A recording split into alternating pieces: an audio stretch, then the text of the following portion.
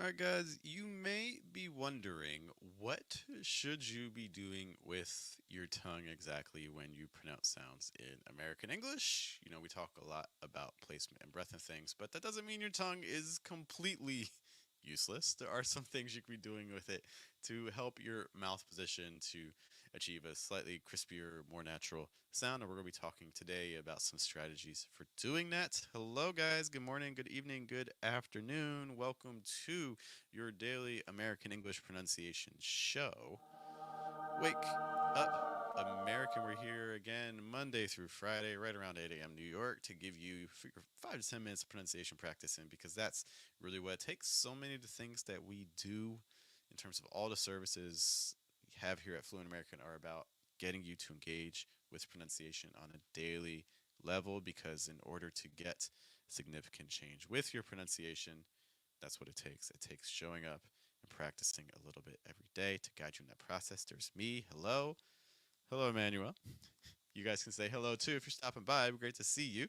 But my name is Jeff. It rhymes with breath. That's one of the four keys to a natural sound in American English pronunciation, including placement, pitch, breath, and trying to weaken your consonant sounds. So today we're going to be taking a look at the most commonly confused vowel sounds and just giving you some real quick tips that you can do with your tongue in order to pronounce them in a way that sounds a little bit more natural.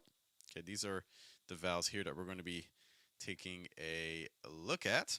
Okay, and as you go with these, there's some flexibility with everything I'm going to tell you. So never forget that the key thing, no matter what, is I don't really care so much about your mouth position. I care about the sound you're producing. Okay, so we want to keep our placement down. We want to keep lots of breath moving through. And if you find there's a different mouth position that helps you achieve the same sound, one, trust yourself. It's okay to trust yourself. I know you're not an A speaker, but you can trust yourself. That's okay. And two, stick with the thing that is giving you that sound. Because at the end of the day, that is the thing that is going to be the most beneficial for us by far. Okay. Um, so let's kind of run through these sounds, and then if you have a specific question on anything, you can let me know as well. So we're going to begin looking at our pair, the I and the E sound. By the way, this is from our pronunciation test, which you can find at fluentamerican.com. Let's kind of read the line, then talk about both these sounds. So the line is sit, seat, hit, heat, fill, feel, and then mit, meet. Okay, we're going to start off with that first sound. The first sound is called a short I. Okay, and that short I sound, so like sit, hit, fill, mit, that's the first word for all the pairs with the short I sound. In general, in American English, when you see the letter I, it's going to be making this sound. Okay, it's rare where the letter I makes an E sound. That's your just a real quick heads up for you. Okay, so for this, my big tip, if I had to give you one tip, my tip would be have the sides of your tongue touch your top teeth, like you're biting the sides of your tongue. Eh, not sure if you can see it. Eh, there it is. You can see my tongue in there between my teeth. So that's what I'm doing. You don't have to have it like super crazy. That's a little exaggerated, but that's kind of a general movement you can do for that sound. Bite the sides of your tongue. It's like se, he, fell, mit.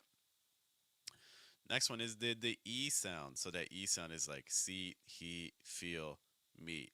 My big suggestion here, first of all, is actually going to be probably placement because a lot of people are using their first language E sound like E, which is just higher, kind of like top of throat, back of mouth for a lot of languages, whereas American English is down, so it's more E. So watch out for that. But if I'm looking at a mouth position or a tongue position thing, what I would say is just make sure that the middle of your tongue is high enough and the very back of your tongue is down enough. Okay, so it's a E. The back of your tongue has to be down to let some air move through this area. Through here. Some air has to move through there, but the middle of your tongue is going to be a little high. Okay, so like E. Next line. So we have an ah sound. So we have shot, shut, schwa sound, second sound. Lock, luck, cop, cut, bog, bug. Okay. Ah sound. So shot, lock, cop, bog. Your language has this, but the difference is going to be placement related. And the other thing I'm going to say is that you basically need your tongue down. My big tip for you is when you say ah, might be hard to see because the light, you should be able to see down into your throat. Okay, when you say that ah sound. Okay, so ah, sha, ah, la, ka, kop, things like that. Hello to Kuden. Good morning. If you're in a place that is morning, or good day, whatever time it is for you. Um, for the second sound, your second sound is your schwa. So that's your sound. This is the thinking sound people make when they're thinking, like shut, luck, cup, bug. Okay, so for that sound, my recommendation is going to be put your face into a neutral position. You'll know you're in a neutral position when your top and your bottom teeth don't touch and that middle of your tongue goes high and you're not really smiling or anything. You're just in addition, of course, to using a low placement. Okay. So that's my tip for your schwa. So again, shut, luck, cup, bug. Next up, we have the sound and the sound. So we have fall, fool, paw, pool, look, Luke. Seems here. Good to see you again. They mentioned placement's important for non-is. Yeah, it is. For anyone learning any language, you can apply this to any language, by the way. The first thing you should learn when you're learning a new language is where is the placement of that language? 100%. Great note. Okay, so these sounds are a little similar. Both of these sounds are going to have the back of your tongue high. And you might be like, how do I get the back of my tongue high? So in order to raise the back of your tongue, what you need to do basically is think of like a G sound or a K sound, like g, g, or k, k. That's the back of your tongue going high. Conversely, if you need the back of your tongue down, you can think of that ah sound again. When you say ah, that's the back of your tongue moving down. So just some quick tips if that seems to be something that's a little bit tricky. But going back to this, Jasim does ask, do we have a course for IELTS? We can take a detour. I don't have a course for IELTS speaking, but I do have a course for IELTS writing. So for those of you who don't know, this might freeze my screen for a moment. My apologies. I will find it.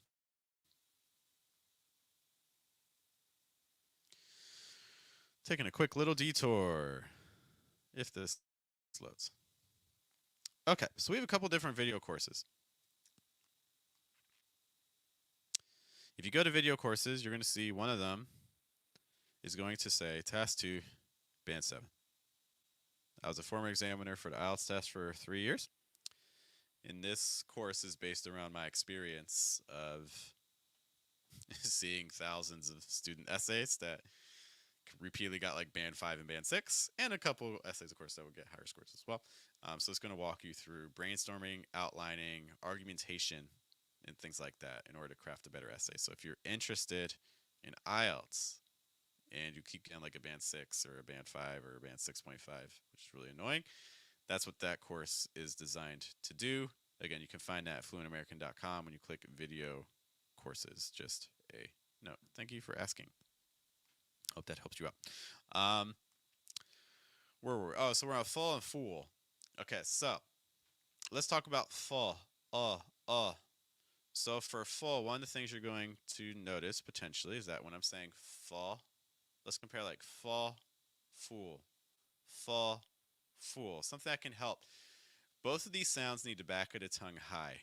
But when you're saying that sound like in book or good, it can help to lower that lower jaw and that lower lip. Book, good. Do not round your lips, please. Please don't round your lips for this. For like book, good. It's not book, good. No, it's book, good. Okay, so straighter lips. Open your mouth a little wider. Okay. And then for the oo sound, what you want to do is you want to have, again, back of your tongue high. I would again keep my lips straight. Some people are going to tell you round your lips, but again, I really recommend keeping them straighter. We just had a stream about that. Was it yesterday? Last week? It was very recent that you can check out. But keep your lips straighter for that and close your mouth a little bit more. So, ooh, ooh. It's like fall, all, buck versus ooh, food, too. So close your mouth a little bit more for that ooh sound and also keeping those lips straight. I see Emmanuel has a question here about full versus fall. So let's look at our next group. Okay, so our next group is the O sound versus the A sound. This will touch on that point for Emmanuel. Okay, so we have O, ah. It's like low, law, boat, bought, coat, caught, woke, walk. For the O sound, I know this is a diphthong, and in your language, there's a chance that when you're making it, you're getting some exaggerate or like some movement there. My recommendation for American English is keeping the lips straighter. The the back of your tongue's a little high, and the front of your tongue is down. Keep your lips straight, open them a little bit. Oh, oh, oh. Okay, so it's not oh. So the very back of your tongue is going to be down. Otherwise, you might get into that territory, and we want to say we want to say oh. So the very back of your tongue I would have down. Front of your tongue is leading down. Okay. Oh, oh, oh. You may find that as you get to the end of the vowel sound, it's okay if your lower jaw drops a little bit. Keep your tongue attached to that, so your lower jaw is also gonna, your tongue's gonna fall with your jaw a little bit. Oh, oh, oh. So, and of course, the big thing is always going to be placement. So, going back to the words again. So, like, oh, low, oh, boat, oh, coat, oh, woke. Mid back of my tongue high, very back of my tongue down, front of my tongue down. Lower jaw may drop slightly as you say that, but you don't need to have dramatic movement. Oh, oh, oh, oh, oh. Second one, ah, ah. So the big thing here, you're going to notice if you watch my lips when I say that. So let's compare oh, ah, oh, ah, oh, ah. You can see that ah sound. My mouth's widening. So the back of my tongue is high and the front of my tongue is down, and my mouth is wider. Ah, ah, ah. Oh, oh, oh. Ah, ah, ah. Oh, oh, oh. The ah words once more, where, for instance, law, bought, caught, walk. Keep the breath flowing. Sometimes a lot of people, especially does with British training, tend to close that sound off like law, like bought, versus law, but extend the breath. Don't cut the breath off. We're trying to avoid that. So going back to Emmanuel's question about full, where your mouth's more closed versus fall, your mouth's a little bit wider. Drop your lower jaw slightly. Next pair, so we have flash versus flesh. So we have a versus for that a sound. What you're doing is you're trying to keep the middle of your tongue high, the very back of your tongue is down, and the very front of your tongue is down. And the sound again is like ah, ah. It may help to also kind of pull your lips, almost like you're smiling a little bit of tension. This is probably the tensest lip position sound in American English. Okay, so just a note on that. So it's like ah, ah. No, this is different than ah. Ah is a lot softer, whereas again, a little tenser. It's almost like you're smiling a little bit. Okay, middle of your tongue high. You should not be able to see into your throat when you say ah. You can see how big my tongue is. Ah. So middle of my tongue gets in the way, so I can't see into my throat for that ah sound. Okay. Um, it's like ah, flash, ah. Man, watch out. Put a heavy breath out of your nose right before that N sound. Man, axe, sand, taxes. Versus the sound. We want to make sure there's a lot of air moving through our throat when we say Okay, so a lot of air through here, but the back, the middle, and the front of our tongue are all going to kind of raise. Something that's going to help with that is closing our mouth more. So we're trying to block air in the mouth, but let a lot of air move through here. So like uh. Okay, if you find that difficult, close your mouth even more. Get your tongue even higher. So for instance, like flesh, men, X, send, Texas. Our last sound is the A sound. A. For the A sound, the very back of your tongue is down, and then that mid front of your tongue is higher. So back of your tongue down, mid front high. The very tip of your tongue can be down, it can be high. There's some flexibility there. But the sound we're going for is like A. It's like A, sail, A, whale, A, tail, A, mane, A, pain. We want to be careful with A sounds because they can be very easily impacted by the consonants around them. So like sail, it's not sail versus sail, and like whale and tail and things like that. Also with the N sound like on pain. So it's not pain, it's pain.